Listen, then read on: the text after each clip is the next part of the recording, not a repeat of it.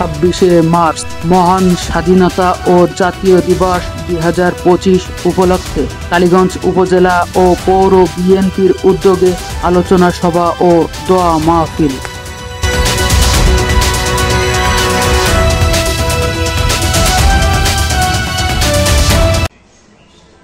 একাদশ জাতীয় সংসদ নির্বাচনে বিএনপি মনোনীত ধানের শীষ প্রার্থী জনতার এমপি খ্যাত জনতা জনাব সাইফুল ইসলাম ফিরোজ। মহান স্বাধীনতা ও জাতীয় দিবস 2025 উপলক্ষে আজকের এই সংক্ষিপ্ত আলোচনা সভার সম্মানিত সভাপতি, উপস্থিত সম্মানিত উপজেলা এবং পৌর বিএনপি সহ সকল অঙ্গ সহযোগী সংগঠনের নেতৃবৃন্দ, আপনারা জানেন 1971 সালের 26শে মার্চ সেদিন আমাদের অনেকের জন্ম হয়েছে, অনেকের জন্ম হয় নাই। এখানে যারা উপস্থিত আছেন তাদের ম্যাক্সিমামই তখন জন্ম হয় নাই, কিন্তু যারা জন্ম হয়েছে, যারা সেদিন স্বাধীনতায় অংশগ্রহণ করেছিলেন, তারা এখানে অনেকেই উপস্থিত আছেন। নতুন প্রজন্মের জন্য জানা প্রয়োজন 1971 সালের 25শে মার্চ যখন পাকিস্তান হানাদার বাহিনী অতর্কিতভাবে বাংলাদেশের সাধারণ জনতার উপর ঝাঁপিয়ে পড়েছিল, এদেশের বুদ্ধিজীবী, কৃষক, শ্রমিক, ছাত্র জনতাকে নির্বিচারে যখন হত্যা করেছিল এবং আমাদের নেতা শহীদ প্রেসিডেন্ট জিয়াউর রহমান যতক্ষণ চট্টগ্রাম ক্যান্টনমেন্টে অবস্থান করছিলেন, এই বাংলাদেশের এই হত্যাযজ্ঞের বিরুদ্ধে তিনি কি করা যায় চিন্তা ভাবনা করছিলেন, ঠিক তেমনি এক মুহূর্তে তৎকালীন মেজর জিয়াকে ক্যান্টনমেন্ট থেকে ধরে নিয়েছে চট্টগ্রামের কালুরঘাট বেতার কেন্দ্রের এক মুহূর্তে তাকে হত্যা করার ষড়যন্ত্র করা হয়েছিল। জিয়াউর রহমানকে তখন নিয়ে আসা হয়েছিল পাকিস্তানি হানাদার বাহিনী সমুদ্র থেকে যুদ্ধবাহী একটি জাহাজ থেকে যুদ্ধের সরঞ্জামাদি খালাস করার জন্য পাকিস্তানিরা ষড়যন্ত্র করে নিয়ে আসছিল। শুধু এই খালাস করার জন্য নয়, তাকে নিয়ে আসা হচ্ছিল মূলত হত্যা করার জন্য। কারণ পাকিস্তান সেনাবাহিনী জানতো, পাকিস্তান সরকার জানতো, এই দেশকে যদি কেউ মুক্ত করতে চায় পাকিস্তানের হাত থেকে, তাহলে একমাত্র সাহসী যদি কোনো সন্তান থাকে, সেই সন্তানটি হচ্ছে মেজর জিয়া। আর মেজর জিয়া 1965 সালে ভারতের বিরুদ্ধে যে যুদ্ধ হয়েছিল পাকিস্তান ভারত, সেই যুদ্ধে জীবন বাজি রেখে একজন বাঙালি অফিসার হিসেবে এই তৎকালীন পূর্ব বাংলার কৃতিত্ব অর্জন করেছিলেন, যুদ্ধ করে ভারতকে পরাজিত করেছিলেন। শুধু তাই নয়, এই বাংলাদেশি যারা সেদিন পাক বাহিনীতে সেনাবাহিনীতে চাকরি করতেন, তাদেরকে খুব অবহেলা করা হতো। এমনকি অবহেলা স্বরূপ পাকিস্তান বাহিনী একদিন প্রতিযোগিতা দিয়েছিল, আপনার কুস্তি প্রতিযোগিতা, পাঞ্জাবর প্রতিযোগিতা, যে প্রতিযোগিতায় তারা বলেছিল যে এই পূর্ব বাংলার সৈনিকেরা কত শক্তিশালী আমরা দেখতে চাই। অর্থাৎ 65 সালে যে কৃতিত্ব অর্জন করেছিলেন জিয়াউর রহমান, সেই কৃতিত্বকে তারা মেনে নিতে পারে নাই। একজন বাঙালি অফিসার এত বড় কৃতিত্ব ভারতবর্ষের কাছে যুদ্ধ করে জয় লাভ করেছে, সারা বিশ্ব তাকে সম্মানিত করেছিল, পুরস্কারে ভূষিত করেছিল, সেটা তারা মেনে নিতে পারে নাই।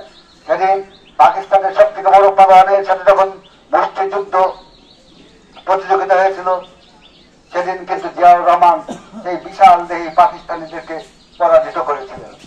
এই কারণেই পাকিস্তান তৎকালীন সরকার তারা জানতেন, ভুট্টোয়া জানতেন, এই বাংলাদেশের স্বাধীনতা থেকে যদি মুক্ত হতে চায়, যদি পূর্ব পাকিস্তানকে শাসন শোষণ করতে হয়, তাহলে এই জিয়াউর রহমানকে হত্যা করতে হবে। 25শে মার্চ কাল রাত্রে যখন ঢাকা বিশ্ববিদ্যালয় সহ বাংলাদেশের প্রতিটি অঞ্চলে আমাদের যুব সমাজ, শিক্ষিত সমাজ, শিক্ষক, বুদ্ধিজীবী, চিকিৎসকদেরকে হত্যা করা হয়েছিল, সেদিন বাংলাদেশ আওয়ামী লীগ তখন এই বাংলাদেশের ৭০ নির্বাচনে সংখ্যাগরিষ্ঠ আসনে জয় লাভ করেছিল। সেদিন পূর্ব বাংলার জনগণ ভেবেছিল এই মুহূর্তে শেখ মুজিবুর রহমান হয়তো বাংলাদেশের স্বাধীনতার ঘোষণা দেবে, কারণ তার আগে 7ই মার্চ বিভিন্ন বক্তব্যে লম্বা লম্বা বক্তব্য দিয়েছিলেন, লেকচার দিয়েছিলেন যে আমার এই বাংলা পূর্ব বাংলার মানুষের উপর যদি কোনো অত্যাচার নির্যাতন হয় তাহলে নাকি তিনি পাকিস্তান থেকে বিভক্ত হয়ে যাবেন। কিন্তু এই 25শে মার্চ কালো রাত্রে, ভয়াল রাত্রে যখন এই পরিস্থিতি তৈরি হয়েছিল, সেদিন কিন্তু শেখ মুজিব এই বাংলার মানুষের পাশে না দাঁড়িয়ে সেদিন 32 নম্বরে বসে থেকে আত্মসমর্পণ করে প্লেনে হেলিকপ্টারে চড়ে পাকিস্তানে গিয়ে অবস্থান করেছিলেন। আপনাদের মনে প্রশ্ন রাখতে পারে, অনেকেই এই যে বিতর্ক চলতে পারে, অনেকেই মনে করে বিএনপি মনে হয় মন গড়া কথা বলে। কিন্তু আপনাদের কাছে প্রশ্ন, এই জায়গায় যদি কোনো শত্রু হামলা করে, আপনাদের এই সমাবেশের উপর যদি কোনো বহিঃশত্রু হামলা করে অস্ত্র শস্ত্র নিয়ে, আপনি কি এখানে চেয়ার নিয়ে বসে থাকবেন? হয় তার বিরুদ্ধে লড়াই করবেন, যুদ্ধ ঘোষণা করবেন, তা না হলে আপনি আশেপাশে সরে গিয়ে আপনার আত্মরক্ষার ব্যবস্থা নেবেন এবং তাদেরকে প্রতিহত করার ব্যবস্থা নেবেন। আপনি সাধারণ বুদ্ধিতে এই জন্য ডক্টরেট করা লাগে না। দেশে হত্যাযজ্ঞ চলছে, ঢাকা বিশ্ববিদ্যালয় থেকে 32 নম্বর আধা কিলো দূরেও নয়, হত্যাযজ্ঞ চলছে। উনি কিভাবে এই 32 নম্বরে বসে থাকেন? তার স্ত্রী পুত্র কন্যাদেরকে নিরাপদে অবস্থান রেখে 32 নম্বরে বসে থাকলেন। পাকিস্তান উড়োজাহাজ আসলো পুরাতন বিমানবন্দরে, আর সেনাবাহিনী আসলো, উনি আত্মসমর্পণ করে চলে গেলেন। এত বড় বেঈমান মুনাফিক কখনো স্বাধীনতা চাইতে পারে না।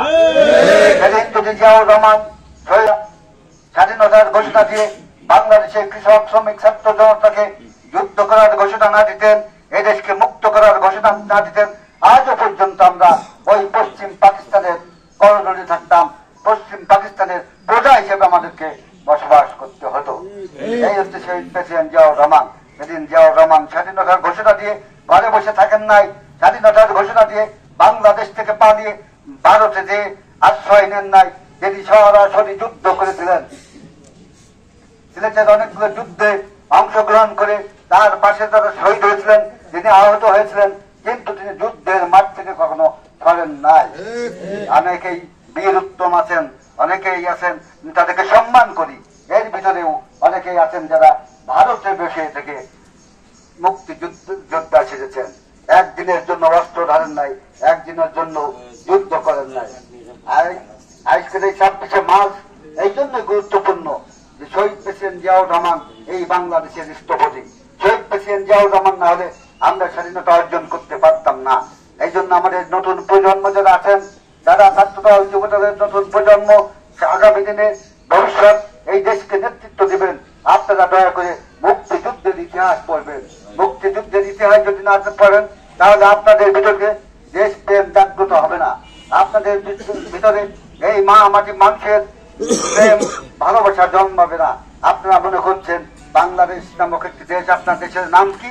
আপনারা মুখে মুখে বলে দিচ্ছেন বাংলাদেশ, এটাই আপনাদের পরিচয় মনে হয়। বাংলাদেশের ইতিহাস বহু বছর ইতিহাস, একমাত্র বাংলাদেশ সারা বিশ্বের ইতিহাসে রক্তক্ষয়ী যুদ্ধের মধ্য দিয়ে লাখো শহীদের রক্তের বিনিময়ে, লাখো মাহবুবের ইজ্জতের বিনিময়ে এই দেশটাকে স্বাধীন হয়েছিল। এই জন্য আজকের এই 26শে মার্চ বিএনপির জন্য অত্যন্ত গুরুত্বপূর্ণ।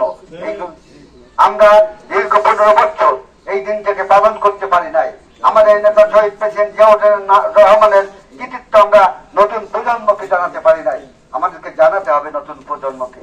আজকের এই স্বাধীনতা দিবসে শহীদ প্রেসিডেন্ট জিয়াউর রহমান সহ লাখো শহীদ মা বোনদেরকে প্রতি শ্রদ্ধা জানাচ্ছি এবং তাদের